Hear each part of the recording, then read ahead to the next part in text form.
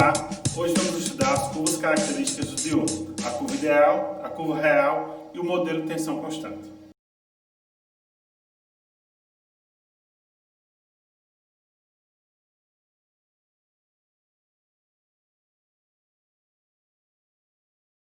Como vimos em outras aulas, o diodo tem um comportamento diferente dependendo do sentido da tensão que colocamos nele.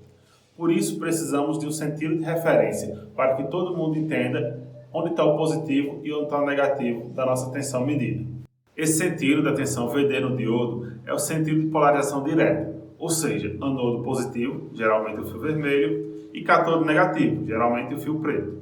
Isso quer dizer apenas que se encontrarmos uma tensão VD negativa, o sinal de menos quer dizer que o sentido está reverso, ou seja, anodo negativo e cátodo positivo. Do mesmo jeito, a corrente ID no diodo tem o sentido de referência no sentido do anodo para o cátodo. A curva vai ser montada no plano tensão versus corrente. No horizontal, o X, a tensão que cresce para a direita de vocês. E no Y, a corrente que cresce para cima. Do eixo de corrente para a direita de vocês, a tensão VD está sempre negativa. Isso quer dizer polarização reversa. Então podemos modelar o nosso diodo como uma chave aberta. Não conduz corrente alguma, corrente vai ser sempre zero, e a tensão pode assumir qualquer valor, desde que negativo, menos 1, menos 2, menos 3. Já se a tensão tentar ficar positiva, temos a polarização direta. O diodo então pode ser substituído por uma chave, mas dessa vez fechada. Isso quer dizer que ele não segura a tensão e passa qualquer corrente. A tensão VD então é sempre zero e a corrente qualquer valor positivo, 0,1, 0,2, 0,3. Essa então é a curva do diodo ideal. Na polarização reversa, há sim uma passagem de corrente muito pequena, que a gente chama de corrente de fuga. Ela é bem pequena, da ordem de femtoampere, no máximo microampere. E se essa tensão reversa crescer muito, ela pode alterar a estrutura dos cristais NP. Isso danifica permanentemente o diodo. A gente chama então essa tensão de ruptura. Podemos encontrar também como PIV, Peak Inverse Voltage, ou tensão reversa de pico. Já na polarização direta, a gente vai precisar de uma pequena tensão VD1 para vencer aquela zona de depressão e permitir que o diodo conduza. E após iniciar a condução, a gente pode perceber uma pequena alteração de tensão quando a corrente cresce demais. Pequena mesmo.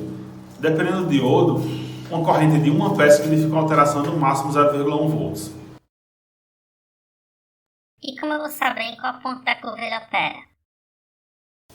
Se a gente tiver esse diodo no circuito, para saber em qual ponto da curva ele opera, a gente precisa montar a curva de carga do circuito. Para isso, a gente considera o diodo ideal e calcula os valores VD e ID, tensão e corrente no diodo, para os casos de condução e bloqueio. Quando o diodo está bloqueado, ele pode ser substituído por aquela chave aberta. Isso quer dizer que a corrente no circuito é zero. Com corrente zero, a tensão no resistor também é zero, ou seja, a tensão do diodo é igual à tensão da fonte. Marcamos então esse ponto na curva. Já o diodo diretamente polarizado, conduzindo, pode ser substituído por uma chave fechada. Sua tensão vai ser sempre zero e o circuito pode se resumir à fonte com resistor. E é fácil então calcular a corrente no resistor. Esse ponto então também vai ser marcado no gráfico e traçamos uma reta entre os dois pontos encontrados. Esse método, apesar de preciso, é impraticável quando o circuito é mais complexo e cheio de dispositivos. Por isso a gente vai usar alguns modelos. O primeiro modelo é bem similar ao diodo ideal, mas um pouco deslocado do valor do VD1. Quando a tensão VD no diodo for menor do que VD1, ele está reversamente polarizado e pode então ser representado por uma chave aberta, sem passagem de corrente. Já quando essa tensão for maior do que VD1, o diodo está diretamente polarizado. Ele então vai ser representado por uma pequena fonte de tensão no valor do VD1 e onde está o anodo vai ser o positivo da fonte. Vamos a alguns exemplos com esse modelo. Para checar se entendeu, pause o vídeo antes da resposta e tente resolver sozinho. Exemplo 1. Calcule a tensão e corrente no resistor. Considere o diodo de silício. Nesse exemplo, temos que o positivo da fonte está conectado no anodo e o negativo está conectado no cátodo. Temos então a polarização direta. No modelo de tensão constante, esse diodo então pode ser substituído por uma fonte com valor de VD1. Temos então no resistor 5 volts de um lado, menos 0,7 volts do outro. Sua tensão passa a ser 4,3 volts. A corrente então é fácil de calcular, 4,3 volts sobre 1,2 kΩ vai dar 3,58 mA. Nesse exemplo, o positivo da fonte está conectado no cátodo e o negativo no anodo.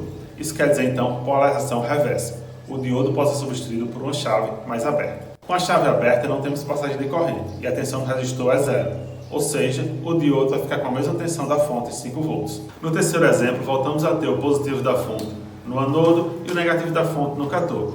Então, polarização direta? Não.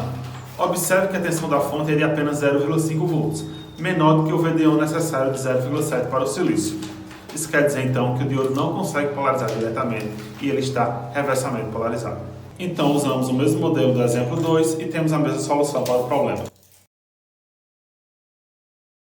Em um modelo mais completo, temos uma pequena resistência adicionada à representação em polarização direta, o que implica uma pequena inclinação da curva. A gente não vai usar esse modelo nesse curso.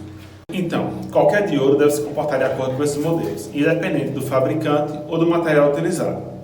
O que vai mudar é no máximo a tensão de pico reversa e a tensão máxima direta. Também há uma alteração de VD1 para diferentes materiais do diodo. O diodo de silício, como já vimos, opera entre 0,6 e 0,8 volts, que a gente vai considerar então 0,7. Os diodos de germânio foram os primeiros a serem inventados. Eles têm uma tensão de condução em torno de 0,3 volts, o que quer dizer uma menor potência consumida para a mesma corrente. O que seria ótimo. O problema é que esses diodos são relativamente lentos comparados com o silício, por isso foram substituídos. Há também os diodos de arseneto de galho. Eles são bem mais rápidos, possibilitando, por exemplo, processadores mais rápidos, mas isso tem um custo.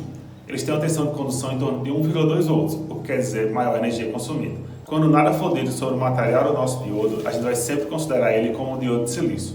Isso porque ele é largamente mais utilizado. Não é à toa que o local onde estão as maiores empresas de tecnologia se chama Vale do Silício.